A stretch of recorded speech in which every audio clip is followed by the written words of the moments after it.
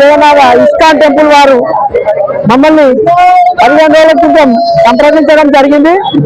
ఇక్కడి నుండి శివారెడ్డిగూడ వరకు పూరి జగన్నాథ్ రథయాత్ర చేపట్టడానికి మీరు అవకాశం ఇస్తే మేము చేపడతామని కోరడంతో మేము ఇమ్మడే శ్రీ కళ్యాణ కోదండ రామస్వామి ఆలయం వారి కమిటీ అనుమతి తీసుకొని ఇమ్మడే వారికి ఇస్కాన్ వారికి తెలియజేయడం జరిగింది. మీరు రథయాత్ర జరుపుకోవచ్చు, అంటే జరుపుకోవడంతో మీ సహకారం కావాలన్నారు. ఇంత పెద్ద ఎత్తున భక్తులు వస్తారని మేము ఊహించలేదు. మొదటి సంవత్సరం ఇది. ప్రతి సంవత్సరం ఇలాగే వేలాది మంది భక్తులతో జరుపుకోవాలని కోరుకుంటూ ఈ గట్కేశ్వర డివిజన్ ప్రజలు అదృష్టంగా భావిస్తున్నాం. మేము ఇక్కడ పూరి జగన్నాథ్ రథయాత్ర జరగడం ఇది మాకు సంతోషకరమైన విషయము. ఇలానే వర్షాలు మంచిగా సమృద్ధిగా పడి పాడి పంటలు పండాలని యావత్ ప్రపంచం అంతా సుఖ సంతోషాలతో ఉండాలని కోరుకుంటున్నాం.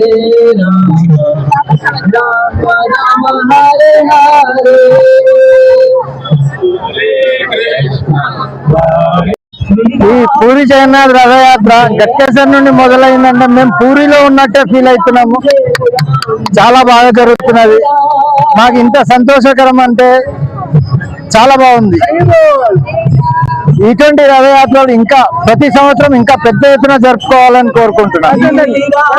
జగన్నాథ యాత్ర ఈ గట్కేశ్వర్ లో ఎన్ఎస్ లో నుండి గట్కేశ్వర్ రావడం చాలా సంతోషకరం. ఎందుకంటే ఇది ఓన్లీ పూరి జగన్నాథ్ కు అందరు పోయే యాత్ర కాబట్టి అక్కడికి రానేని వాళ్ళను ఇక్కడికి జగన్నాథ స్వామి చూడడం చాలా ఆనందకరం, చాలా అద్భుతం. చాలా ఇటువంటి హిందూ ధర్మం గురించి ఇటువంటి ఇంకా చాలా చేయాలని, మరి అందరికి కూడా జగన్నాథ స్వామి ఆశీర్వాదం ఉండాలని మనస్ఫూర్తిగా కోరుకుంటున్నాం. ముందుగా అందరికీ జగన్నాథ రథయాత్ర శుభాకాంక్షలు. ఇలాంటి జగన్నాథ రథయాత్రలు మనం తెలియకుండా చేసిన పాపాలన్నీ హరిస్తూ మన యొక్క జీవితంలో ఆనందాన్ని ఆరోగ్యాన్ని కలిగించాలని ఆ పూరి జగన్నాథుని మనస్ఫూర్తిగా అందరి తరఫున సర్వేజన సుఖిన భవంతో మన యొక్క రోడ్ల పైన మనందరినీ గౌరవించిన పూరి జగన్నాథునికి ధన్యవాదాలు. జయ సుభద్రా జయ బలదేవా జయ సుభద్రా జయ బలదేవా జయ సుభద్రా జయ బలదేవా జయ సుభద్రా జయ బలదేవా జయ సుభద్రా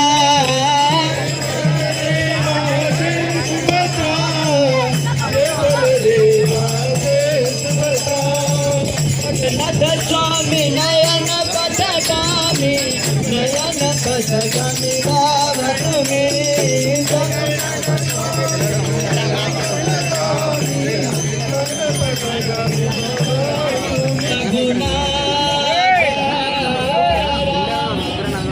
అవును వాళ్ళ లోపల అందరు ఉన్నారు ఇక్కడ ముందే చూడండి.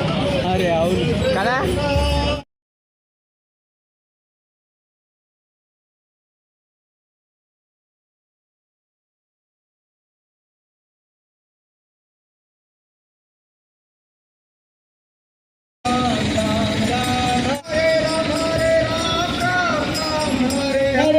Hare Ram Ram Ram Hare Hare Hare Krishna Krishna Krishna Hare Hare Hare Ram Ram Ram Hare Hare Hare Krishna Krishna Krishna Hare Hare Hare Ram Ram Ram Hare Hare Hare Krishna Krishna Krishna Hare Hare Hare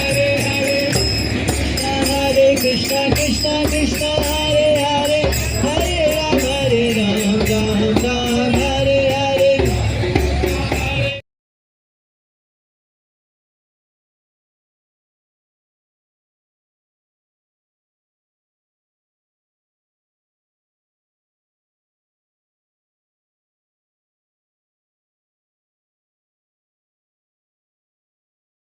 Sundarananda Gopala Yamuna Tata Charana Gopi Parana Ami Abhilasa Vipina Purana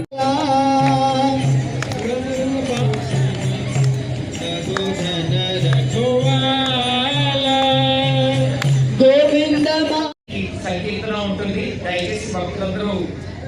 దాంట్లో participate చేయవలసిందిగా కోరుతున్నాము. తదుపరి ప్రసాద వితరణ కూడా ఉంటుంది. హరే కృష్ణ. జై సుదర్శన్, జై శిలా ప్రభుపాద్. పాశ్చాత్య దేశాల్లో ప్రారంభించారు. మనం జగన్నాథుడు జగన్నాథుడు అని పిలుచుకునే జగన్నాథుడు అందరికి అన్ని తీసుకొని 6 నెలల తర్వాత వచ్చి మీ దగ్గర నేను వింటాను అని చెప్పాడు. 6 నెలలు చదువుకున్నాడు ఈ పండితుడు. చదువుకున్న తర్వాత 6 నెలలు పూర్తయిపోయింది. అంతకుముందు అహమేవ పండిత అన్నాడు. ఈసారి అహం పండిత, నేను పండితుణ్ణి అన్నాడు. నేనే పండితుణ్ణి అన్నాడు ముందు. ఈ 6 నెలలు భాగవతం చదివాక అహం పండిత, నేను పండితుణ్ణి, నేను నీకు భాగవతం చెప్తా అన్నాడు. అబ్బాయి వద్దండి. ముద్దుల కృష్ణుని మురళీధరుని గాథలెన్నెన్నో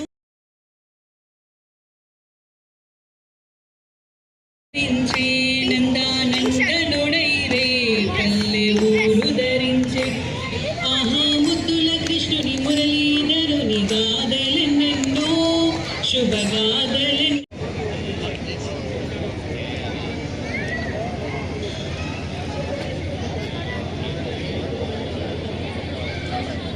ప్రసాదాలు తీసుకొని మన కార్యక్రమం ముగిద్దాం.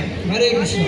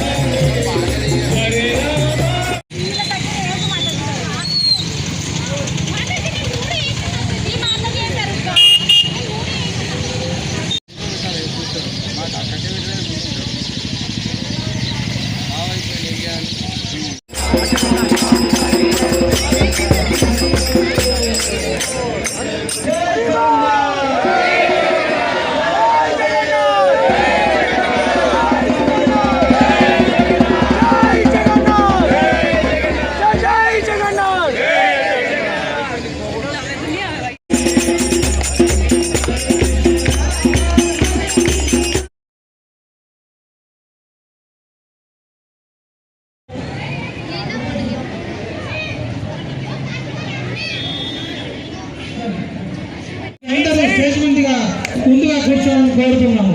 జై జగన్నాథ్, జై జగన్నాథ్. అందరూ కూడా జై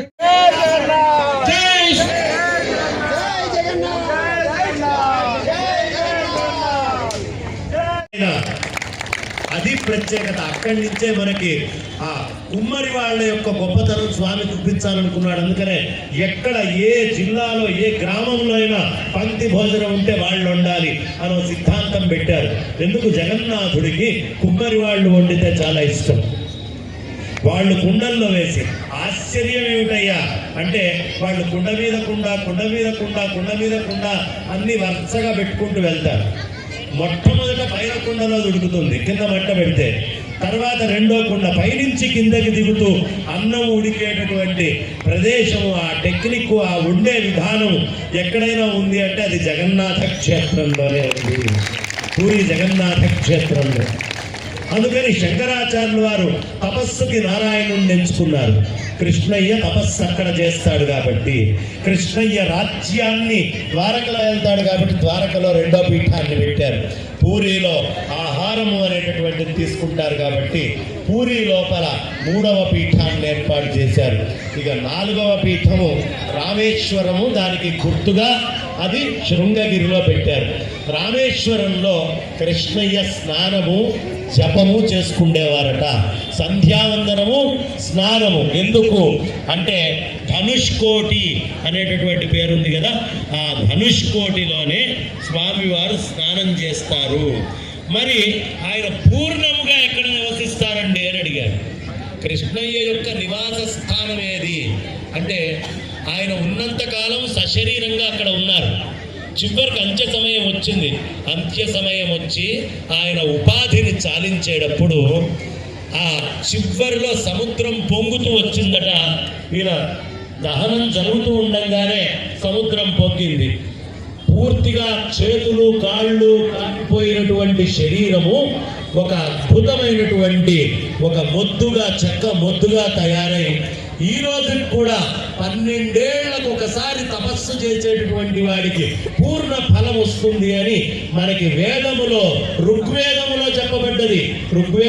ఋగ్వేదానికి అధిష్టాన స్థానం పూరి. అందుకనే ఋగ్వేద ఆత్మాయాన్ని పీఠాన్ని శంకరులు అక్కడ స్థాపించారు. 12 ఏళ్లకు ఒక్కసారి ఆ అద్భుతమైనటువంటి చెక్క అలా కొట్టుకొని వస్తుంది. కృష్ణయ్య యొక్క పార్థివ శరీరము పూర్తిగా దహనం కాకుండా అక్కడి నుంచి అది ప్రయాణం చేస్తూ 12 ఏళ్లకు ఒక్కసారి అక్కడ వస్తే ఆ చెక్కని వాళ్ళు తీసుకొని తయారు చేసేవాళ్ళు. దాన్ని పూర్తిగా చెక్కుదాము అని ఒక యతి లోపలికి వచ్చి ప్రయత్నం చేస్తే ఆ శిల్పి ఇంత చెక్కేటప్పటికీ ఇంతకంటే చెక్క శిల ప్రభుపాదుల వారు. ఇంకొకటి ఇందాక చెప్పారు బ్రహ్మశ్రీ బంగారయ్య శర్మ గారు. శంకరాచార్యుల వారు భారతదేశంలో నలుమూలల వారు ఈ మఠాలు ప్రారంభించారు.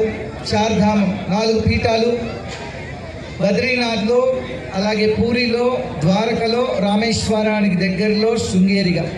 ఇలా మన ఆచార్యులంతా కూడా భారతదేశం అంతా ఎప్పుడో పర్యటించారు. భారతదేశం ఎప్పుడూ కలిసే ఉంది. కృష్ణుడు కూడా బృందావనంలో ఆయన జన్మించాడు. ఆ తర్వాత ఉడిపిలో ఆయన ప్రతిష్ఠించబడ్డాడు. అలా ఉత్తర భారతం నుంచి దక్షిణ భారతదేశానికి. అలాగే ద్వారకలో ఆయన నివసించారు. అక్కడి నుంచి పూరిలో ఆయన విగ్రహాలు మనం చూస్తుంటాం. పూరిలో స్వామివారి ప్రతిష్ట జరిగింది. ఇలా భారతదేశం అంతటా భగవంతుడు పర్యటించాడు. రాముడు కూడా అయోధ్య నుంచి రామేశ్వరం వరకు పర్యటించారు. కానీ కొంతమంది బొద్దింకలు మేము భారతదేశాన్ని కలుపుతాం, భారత్ జోడో అని ప్రయత్నిస్తున్నారు. భారతదేశం ఎప్పుడూ కలిసే ఉంది. రాముడు, కృష్ణుడు, శంకరాచార్యుల వారు, మధ్వాచార్యుల వారు, రామానుజాచార్యుల వారు వీరు ఎప్పుడూ భారతదేశాన్ని కలిపే ఉంచారు. అది ఎప్పుడు కలిసింది. కాబట్టి కొన్ని బుద్ధింకలు కలిసి భారతదేశాన్ని కలిపే ప్రయత్నం చేయక్కర్లేదు. ఏదో ఒక పాదయాత్ర చేసినంత మాత్రాన పబ్లిసిటీ కోసం భారతదేశాన్ని కలపడం కాదు. భారతదేశంలో ఇవాళకి కూడా ఎంతోమంది తెలుగు వాళ్ళు కాశీలో ఉన్నారు. ఎందుకున్నారు కాశీలో? కాశీలో అయితే చాలా చోట్ల తెలుగులో మాట్లాడితే కూడా తెలుగులో జవాబు చెప్తున్నారు. చాలా చోట్ల తెలుగులో రాసున్నాయి. ఎందుకంటే ఇది ఒక భారతదేశం, వన్ భారత్, వన్ శ్రేష్ఠ భారత్. కాబట్టి భారతదేశాన్ని ఎవరు కూడా ఆర్టిఫిషియల్గా కలపాల్సిన అవసరం లేదు. ఇంకొక విషయం, ఎందరో మహానుభావుల్ని కలుసుకోవడం జరిగింది. బ్రహ్మశ్రీ బంగారయ్య శర్మ లాంటి వారిని ఎంతో మందిని కలుసుకోవడం జరిగింది. మిమ్మల్ని అందరినీ కలుసుకోవడం జరిగింది. చాలా ధన్యవాదాలు అందరికి కూడా. మా హరే కృష్ణ. ఈ సంకీర్తన ఉంటుంది. దయచేసి భక్తులందరూ దాంట్లో పార్టిసిపేట్ చేయవలసిందిగా కోరుతున్నాము. తదుపరి ప్రసాద వితరణ కూడా ఉంటుంది. హరే కృష్ణ.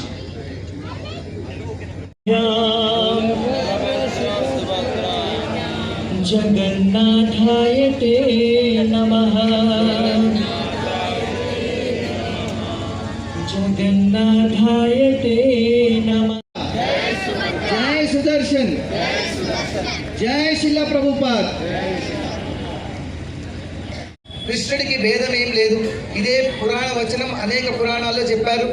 పాదౌ యదీయౌ ప్రథమా ద్వితీయౌ తృతీయ తుర్యౌ కథితౌ యదోరు నాభిస్తదా పంచమ ఏవ షష్ఠౌ భుజాంతరం దోర్యుగలాం తధాన్యౌ కంఠస్థు రాజన్ నవమో యదీయౌ ముఖారవిందం దశమం ప్రఫుల్లం ఏకాదశౌ యస్య లలాటపట్టం శిరోపి యద్వాదశ ఏవ భాతి తమాదిదేవం కరుణానిధానం తమాలవర్ణం సీతావతారం అపార సంసార సముద్ర సేతుం భజామహే భాగవత స్వరూపం. ఆ విధంగా భాగవతంలో స్కందాలు భగవంతుడి అది ప్రత్యేకత. అక్కడి నుంచే మనకి ఆ కుమ్మరి వాళ్ళ యొక్క గొప్పతనం స్వామి చూపించాలనుకున్నాడు. అందుకనే ఎక్కడ ఏ జిల్లాలో ఏ గ్రామంలో అయినా పంక్తి భోజనం ఉంటే వాళ్ళు వండాలి అనే సిద్ధాంతం పెట్టారు. ఎందుకు? జగన్నాథుడికి కుమ్మరి వాళ్ళు వండితే చాలా ఇష్టం. వాళ్ళు కుండల్లో వేసి, ఆశ్చర్యం ఏమిటయ్యా అంటే వాళ్ళు కుండ మీద కుండ, కుండ మీద కుండ, కుండ మీద కుండ అన్ని వరుసగా పెట్టుకుంటూ వెళ్తారు. మొట్టమొదట పైన కుండలో ఉడుకుతుంది కింద మంట పెడితే, తర్వాత రెండో కుండ పైనుంచి కిందకి దిగుతూ అన్నం ఉడికేటటువంటి ప్రదేశము, ఆ టెక్నిక్, ఆ ఉండే విధానం ఎక్కడైనా ఉంది అంటే అది జగన్నాథ క్షేత్రంలోనే ఉంది, పూరి జగన్నాథ క్షేత్రంలో. అందుకని శంకరాచార్యులు వారు తపస్సుకి నారాయణుడిని ఎంచుకున్నారు. కృష్ణయ్య తపస్సు అక్కడ చేస్తాడు కాబట్టి, కృష్ణయ్య రాజ్యాన్ని ద్వారకలో వెళ్తాడు కాబట్టి ద్వారకలో రెండో పీఠాన్ని పెట్టారు. పూరిలో ఆహారము అనేటటువంటిది తీసుకుంటారు కాబట్టి పూరి లోపల మూడవ పీఠాన్ని ఏర్పాటు చేశారు. ఇక నాలుగవ పీఠము రామేశ్వరము, దానికి గుర్తుగా అది శృంగగిరిలో పెట్టారు. రామేశ్వరంలో కృష్ణయ్య స్నానము జపము చేసుకుండేవారట. సంధ్యావందనము, స్నానము. ఎందుకు అంటే ధనుష్కోటి అనేటటువంటి పేరుంది కదా, ఆ ధనుష్కోటిలోనే స్వామివారు స్నానం చేస్తారు. మరి ఆయన పూర్ణముగా ఎక్కడ నివసిస్తారండి అని అడిగారు. కృష్ణయ్య యొక్క నివాస స్థానం ఏది అంటే ఆయన ఉన్నంతకాలం సశరీరంగా అక్కడ ఉన్నారు. చివరికి అంత్య సమయం వచ్చింది. అంత్య సమయం వచ్చి ఆయన ఉపాధిని చాలించేటప్పుడు ఆ చివరిలో సముద్రం పొంగుతూ వచ్చిందట. ఈయన దహనం జరుగుతూ ఉండగానే సముద్రం పొంగింది. పూర్తిగా చేతులు కాళ్ళు కాలిపోయినటువంటి శరీరము ఒక అద్భుతమైనటువంటి ఒక మొద్దుగా, చెక్క మొద్దుగా తయారై ఈ రోజు కూడా 12 ఏళ్లకు ఒకసారి తపస్సు చేసేటటువంటి వాడికి పూర్ణ ఫలం వస్తుంది అని మనకి వేదములో, ఋగ్వేదములో చెప్పబడ్డది. ఋగ్వేదానికి అధిష్టాన స్థానం పూరి. అందుకనే ఋగ్వేద ఆత్మాయానికి పీఠాన్ని శంకరులు అక్కడ స్థాపించారు. 12 ఏళ్లకు ఒక్కసారి ఆ అద్భుతమైనటువంటి చెక్క అలా కొట్టుకొని వస్తుంది. కృష్ణయ్య యొక్క పార్థివ శరీరము పూర్తిగా దహనం కాకుండా అక్కడి నుంచి అది ప్రయాణం చేస్తూ 12 ఏళ్లకు ఒక్కసారి అక్కడ వస్తే ఆ చెక్కని వాళ్ళు తీసుకొని తయారు చేసేవాళ్ళు. దాన్ని పూర్తిగా చెక్కుదాము అని ఒక యతి లోపలికి వచ్చి ప్రయత్నం చేస్తే ఆ శిల్పి ఇంత చెక్కేటప్పటికీ ఇంతకంటే చెక్క